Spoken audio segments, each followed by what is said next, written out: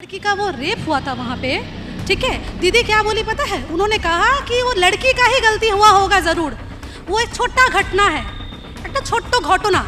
बंगाल के मुसलमान को सिर्फ शुरू से मुसलमान को यहाँ पे इंडिया में इस्तेमाल ही किया गया है। कांग्रेस इस्तेमाल किया था इतना दिन, यहाँ पे सीपीएम इस्तेमाल किया था, अब दीदी इस्तेमाल कर रही है। कुछ नहीं, उनका लुकआउट है ही नहीं, ये सब उनको मतलब ही नहीं है। महिला किसकी हो, किसकी बेटी है, उसको फर्क पड़ता है। दीदी को कोई दीदी बोलती है, महिलाओं के लिए है। नमस्ते हिंदुस्तान, एक बार फिर से हम बात करेंगे। हमारे साथ बंगाल से जुड़ी महिलाएं हैं। आज महिला जहां पे बंगाल में हमेशा से देखते हैं कम उम्र में इनकी शादियां कर दी जाती है और उसके बाद जो होता है इसके बारे में मैं आपसे कुछ बताऊं। आइए हम इनसे बात करते हैं। आप लोगों का बहुत बहुत धन्यवाद कि आप हमारे चैनल में जुड़ी हैं, हमारे साथ बात कर रही हैं। तो देखिए, हमने आज ये खबर भी सुनी बंगाल में कि कम उम्र में यहाँ पे बंगाली महिलाओं की शादियाँ कर दी जाती हैं, बच्चों की शादियाँ हो जाती हैं और उसके बाद भी कई ऐसे घटना हम बंगाल की महिलाओं को लेकर सुनते हैं। तो ममता बनर्जी जो खुद एक महिला हैं, तो क्या जो दीदी अभी तक कुछ उनकी तरफ से क्या आपको अभी तक फ़ायदा मिला है? लगभग 10 साल से ऊपर की सरकार है और इस बार किसको आप सपोर्ट कर रही हैं और क्यों सपोर्ट कर रही हैं? क्या है बंगाल की महिला की सुरक्षा? जी, यहाँ पे शिक्षा का जो लेवल है ना वो बहुत कम गया है। पहले बोला जाता था कि बंगाल मतलब साहित्य। बंगाल में हमारे विवेकानंद जी, विद्यासागर जी, उन्होंने एक हमारा नारी शिक्षा के लिए बेथुन स्कूल कॉलेज बनाया था। हम लोग को माना जाता था कि कहीं महिला शिक्षित हो ना हो, बंगाल की महिला पर शिक्षित होती है। लेकिन आज जो 10 सालों से जो चल रहा है, आज देखिएगा छोटे छोटे बच्चियों की शादी हो जाती है। क्यों? क्योंकि आज शिक्षा का अभाव है। उन लोगों को पता नहीं है कि उनका फ्यूचर क्या है, वो अपना करियर बना सकती हैं।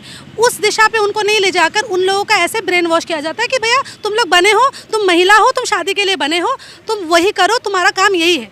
माने महिला सशक्तिकरण जो बोलते हैं वो सिर्फ ढकोसला है यहाँ पे। ममता दीदी तो खुद एक दीदी हैं, सबकी दीदी हैं, तो क्या वो आप लोग का दर्द नहीं समझती? वही तो मैं बोल रही हूँ। ममता दीदी, आज पार्क स्ट्रीट में कांड हुआ, लड़की क्या कांड हुआ था? लड़की का वो रेप हुआ था वहाँ पे। ठीक है, दीदी क्या बोली पता है? उन्होंने कहा कि वो लड़की का ही गलती हुआ होगा ज़रूर, वो एक छोटा घटना है, एक छोटो घटना, ऐसे बोलकर उसको अवॉइड की। और एक तरफ वो रूपोश्री, जुबोश्री, कन्याश्री करती हैं। और एक बात मैं यहाँ पे प्रश्न लोगों को, शायद जो मैं बोल रही हूँ ना, शिक्षा का हार जो है, रेशियो है वो कम गया है। मैं यही बात बताना चाहती हूँ। आज दीदी जो 25,000 या 45,000 रुपया जो महिलाओं को दे रही है, वो कहाँ से दे रही है? वो राज्य कोष से दे रही है, अपने फंड से दे रही हैं। और ये फंड वो कहाँ से ले रही हैं? वो डूबा हुआ है। एक्चुअली वो उधार कर लोन लेकर वो फंड ले रही हैं। चुकाना किसको पड़ेगा? हम लोगों को चुकाना पड़ेगा, हमारे टैक्स से वो चुकेगा।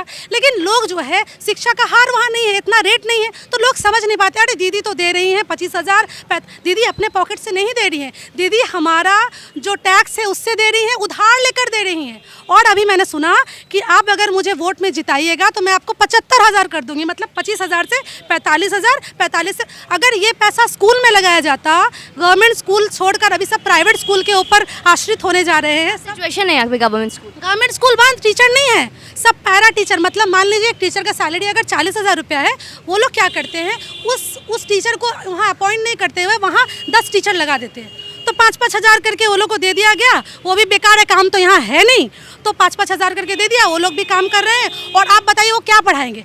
जहाँ पे महिलाओं की बात कर रही हैं, दीदी ने तो इस बार 50 मुस्लिम महिलाओं को सीट दी है, उम्मीदवार का टिकट दिया है, और आप महिलाओं के लिए कह रही दीदी कुछ करती नहीं। देखिए, अब मुस्लिम तुष्टिकरण, मैं इस पे आऊँगी। दीदी बोलती है कि हिंदू जो है सांप्रदायिक एक पार्टी है। दीदी क्या की? 50 मुस्लिम महिलाओं को, आज हमारे वार्ड में मैं जाती हूँ, मैं नहीं बोलती हिंदू मुस्लिम, मेरा वो लुकआउट नहीं है एक्चुअली, लेकिन मैं जहाँ रहती हूँ, मेरा 59 वार्ड है, वहाँ जो भी मतलब प्रेसिडेंट हुआ या उसके साथ है, सब मुस्लिम महिला है, सब जो मेल है वो भी मुस्लिम है। क्यों एक हिंदू या रेशियो मेंटेन नहीं किया जा सकता? वो मतलब रेशियो 50-50 का हो, वो नहीं हो सकता, सारे मुस्लिम। तो कौन तुष्टिकरण करता है? इतना दिन कौन तुष्टिकरण करके राजनीति किया, वोट लिया, कौन किया? यहाँ पे बंगाल के मुसलमानों को इस्तेमाल किया जा रहा है या मुसलमान खुद अलग होना चाहते हैं? बंगाल के मुसलमान को सिर्फ शुरू से मुसलमान को यहाँ पे इंडिया में इस्तेमाल ही किया गया है। कांग्रेस इस्तेमाल किया था इतना दिन, यहाँ पे सीपीएम इस्तेमाल किया था, अब दीदी इस्तेमाल कर रही है। और हमारे नरेंद्र मोदी जब देखे कि हमारे हिंदू भाईगण एक साथ हो गए हैं, तो उन लोग को डर लग गया। क्योंकि यहाँ तो मुस्लिम का रेशियो कितना है आप जानते हैं, ज़्यादा से ज़्यादा 26%, 30% होगा, अब बाकी 70% तो हिंदू है। तो वो घबरा गए कि अब क्या होगा। पहली बार एक ऐसा आदमी आ गया जो हिंदू को जोड़ दिया। हिंदू क्या थे? हम लोग बढ़ जाते थे, हम लोग इसको देंगे। एक ऐसा आदमी आ गया पहली बार कि हिंदुओं को जोड़ दिया। दीदी तो कहती हैं कि बीजेपी धंधेबाज है, गुंडेबाज है, वो हिंदू मुस्लिम करके जय श्री राम के नारे लगाकर खुद राजनीति करता है और जय श्री राम के प्रोपेगेंडा चला रहे हैं, वो लड़वा रहे हैं हिंदू मुस्लिम को।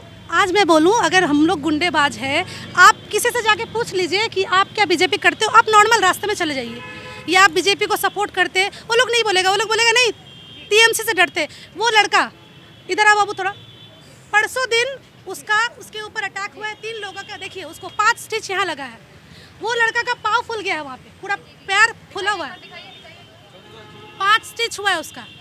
एक लड़का वो आ नहीं पाया, बहुत ज़्यादा सीरियस है वो, वहाँ यहाँ पे सर पे उसका 11 स्टिच हुआ है थिंक ना, 8 यहाँ पे 3 यहाँ पे। इसका पैर देखिए आप, सूज गया है, ये तो कम गया है, परसों हुआ था।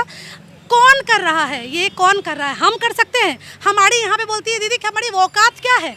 यहाँ तो खुलकर हम लोग एक झंडा बीजेपी का तो दूर, मैं बार बार 1000 बार बोलती हूँ, बीजेपी का झंडा बहुत दूर, हम एक भगवा झंडा नहीं ले सकते हाथ में। तिरंगा ले सकते हैं? तिरंगा दीदी, एक बात मैं बहुत ही मज़े की बताती हूँ। पहले जब इंडिपेंडेंस डे, रिपब्लिक डे होता था तो हम लोग जानते थे कि हमारा तिरंगा लहराया जाता है। अब मैंने नया देखा है, टीएमसी वाले वो मैंने इंडिपेंडेंस डे का दिन भी अपना ही झंडा वो फहराते हैं। आप ये कह रहे हैं कि बंगाल को एक अलग देश बनाया जा रहा है? एकदम, वो चाहती है बंगाल एक अलग बन जाए और उनकी वो तानाशाह बन जाए। हिटलर एक जो था वो ममता दीदी, वो हिटलर के समान है, वो वही चाहती है। वहीं पे दिनेश त्रिवेदी जो टीएमसी के बहुत ही एक प्रखर नेता माने गए हैं, आज वो भी बीजेपी में शामिल हो गए हैं। तो इसके लिए क्या कहेंगे? ऐसा क्यों है जहां पे लगभग 27 ऐसे विधायक हैं टीएमसी के जो बीजेपी में शामिल होने जा रहे हैं? इसके लिए मुलाकात भी किया उन्होंने मुकुल रॉय से। तो आखिर क्यों है जो टीएमसी से, क्या वो खुश नहीं है? क्या वजह है कि टीएमसी के नेता खुद बीजेपी में शामिल हो रहे हैं? तो क्या इससे ममता दीदी के इस तृणमूल सरकार पे कोई असर पड़ेगा? दीदी बौखला गई है, बिल्कुल बौखला गई है वो। क्योंकि आज बताइए, जो लोग मेरे साथ हैं वही खुश नहीं है, उन लोगों को सम्मान नहीं दिया जा रहा है। वो बाहर के लोगों को, स्त्रियों को, जनसाधारण को क्या सम्मान देंगी? वो अपने लोगों को नहीं रख पा रही है अपने पास, सब आ रहे हैं। उन लोगों को लगता है कि बीजेपी एक अच्छी पार्टी है, एक अच्छा वो देश को बना सकती है। आज बीजेपी कभी भी अपने बारे में नहीं सोचती है। जीएसटी लाया, कभी वो नहीं सोचती कि जीएसटी लाने से मेरा सत्ता चला जाएगा, या सीएए लाई, या नोटबंदी हुआ, कभी भी वो अपने बारे में नहीं सोचता। इतना जब भी डिसीजन लेता है बहुत ही स्ट्रांग डिसीजन लेता है, और उस पर वो सोचता नहीं है कि उसका पार्टी वो सत्ता में रहेगा या नहीं रहेगा। एक बार देखिए, फिर से नंदीग्राम, जहां से दीदी ने अपनी चुनावी पारी शुरुआत की, भवानीपुर के साथ साथ इस बार फिर से नंदीग्राम को अपना केंद्र मूल बना रही हैं, तो इसका क्या असर पड़ेगा? नंदीग्राम तो मैं बताऊं, नंदीग्राम के लोग बहुत खफा है उनसे। क्यों है? क्योंकि नंदीग्राम में उन्होंने कहा था कि टाटा को हटाओ, शिंगुड़ में टाटा को हटाओ, नंदीग्राम में हटाओ, वहाँ पे क्या होगा, खेती बाड़ी होगा, वहाँ पे खेती किया जाएगा। लेकिन क्या हुआ? कुछ हुआ? अब वापस वो टाटा को बुला रही हैं। क्यों? आपको उस वक्त सोचना चाहिए था कि ये ज़मीन कैसा है, यहाँ पे खेती बाड़ी। आप किस तरह की मुख्यमंत्री है कि आपको इतना आइडिया नहीं है कि किस जगह आप क्या मैनेज करेंगे पूरे वेस्ट बंगाल को? आपको इतना सा आइडिया नहीं कि कहाँ पे क्या हो सकता है। पहला बात तो एक एडमिनिस्ट्रेशन है, यहाँ आईपीएस ऑफिसर का कोई इज्जत नहीं है। दीदी बुलाती है, यदि क्या है आईपीएस ऑफिसर लोगों को, आप इंटरव्यू देखिएगा उनका, वहाँ का आलू भाजा बहुत अच्छा, आईपीएस ऑफिसर बना है उनका आलू भाजा लाने के लिए। कितना मेहनत करना पड़ता है एक आईपीएस ऑफिसर बनने के लिए, और वो आज वो क्या कर रही हैं? आईपीएस ऑफिसर को अपना क्या बोलता है, घर का नौकर बना दिए वो जो बोलेंगे सुनना पड़ेगा। इस तरह की राजनीति चल रही है। लेकिन साथ में एक बात एक और आती है, जहां पर महिला की बात होती है, महिला सुरक्षा की बात आती है, तो हमने ये खबर भी सुनी कि बंगाल में ऐसे रेप भी हमने देखे हैं जहां पे दिन दहाड़े रेप हो जाते हैं, एक घर में 4-4 लड़कियों को मार दिया जाता है। और अभी हमने खबर सुनी खिरदिलपुर में 4 महिलाओं का एक साथ रेप हो गया, उनका मर्डर हो गया, पुलिस की चार्जशीट हो गई, फिर भी कुछ भी सही भी नहीं हुआ। क्या है ये? तो इसमें ममता दीदी कुछ क्या करती हैं? कुछ नहीं, उनका लुकआउट है ही नहीं, ये सब उनको मतलब ही नहीं है। महिला किसकी बेटी है उसको फर्क पड़ता है। दीदी को कोई दीदी बोलती है महिलाओं के लिए है, महिलाओं को रूपोश्री जुबोश्री देती है, कहाँ है वो? आप ही बताइए। रेप हो गया, कोई एक्शन नहीं है। हमारे श्यामपुकुर, हमारा जो नॉर्थ कोलकाता पड़ता है, मैं नॉर्थ कोलकाता की महिला मोर्चा की कोषाध्यक्षा हूँ। मैं श्यामपुकुर जो हमारा विधानसभा पड़ता है, एक छोटी बच्ची 9 साल की बच्ची का रेप हो गया, अभी तक कुछ नहीं है, कुछ नहीं हुआ उसके लिए, और दिन दहाड़े हुआ। ये किस जगह रह रहे हैं हम लोग? हमारे बच्चे अगर बाहर जाएंगे, हम लोग किस आशा से सोचेंगे कि वो खेल सकते हैं बाहर? वो उनको देखना नहीं पड़े। ऐसा क्यों? आज जापान चले जाइए, कोई दूसरे देश चले जाइए, ऐसा नहीं होता है। या और भी कंट्री, आज बिहार को बोला जाता था, यूपी को, आज देखिए यूपी बिहार कितना डेवलप हो गया है। लेकिन बंगाल की हालत देखिए, हम बंगाल क्या था हम लोग का, सोनार बांग्ला, और आज क्या बन गया है?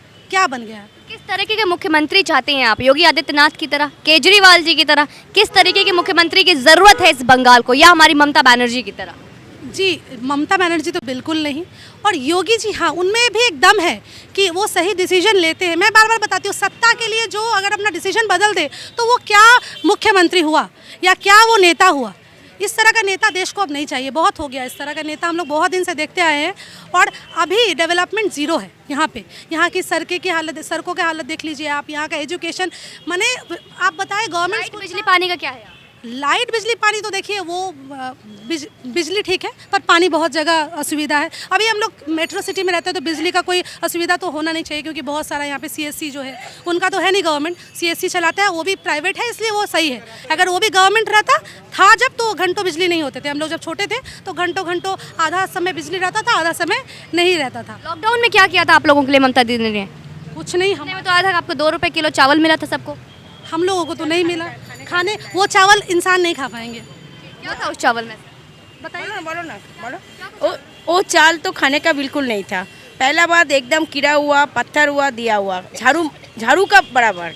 तो वो देने से कोई फ़ायदा नहीं है। पहले दिया था 5 किलो करके, तो गोरू भी नहीं खाता, फिर आदमी कैसे खाएगा? ऊपर से फिर कमते कमते तो अभी आ गया नीचे में, ना चाल रहता है, ना गेहूँ रहता है, ना दाल रहता है, कुछ नहीं रहता है, खाली शो, राशन दुकान शो, वो भी कटमनी करके चला जाता है उधर।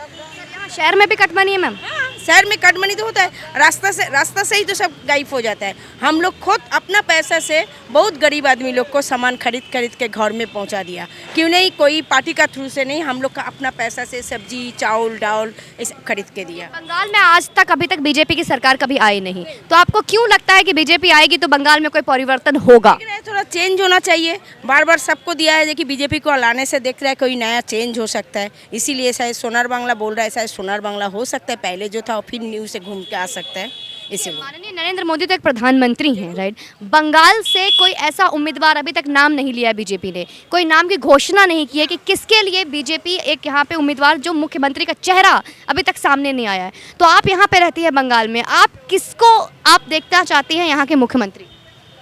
मैं तो दादा अगर आए तो बहुत अच्छा है, सौरभ दादा अगर हमारे साथ आते हैं, हम लोग सुन रहे हैं, लेकिन दादा का तबीयत खराब है तो मैं वो आशा नहीं रख रही हूँ कि वो बनेंगे। लेकिन हम लोग को पता है कि जो भी बनेंगे वो ज़रूर कुछ ना कुछ तो नया। कोई एक नाम जो बहुत आपको लगता है कि हाँ वो उम्मीदवार हो सकते हैं? अभी तो मैं वो नाम नहीं ले सकती, क्योंकि हमारा वो डिसीजन हमारा पार्टी बीजेपी लेता है, और वो एक अच्छा इंसान को जिसको ही बैठाएगा। योगी आदित्यनाथ को कोई नहीं बोल रहा था कि वो बनेंगे, लेकिन वो बने। और आज जानते हैं आप किस तरह से यूपी चल रहा है, बहुत अच्छा तरीका से ये चल रहा है। तो इसका इशू नहीं है, हम जो वोट देंगे वो नरेंद्र मोदी जी को देख कर देंगे और उनके सुशासन को देख कर देंगे, बस। बहुत बहुत धन्यवाद आप लोग का, बहुत बहुत धन्यवाद।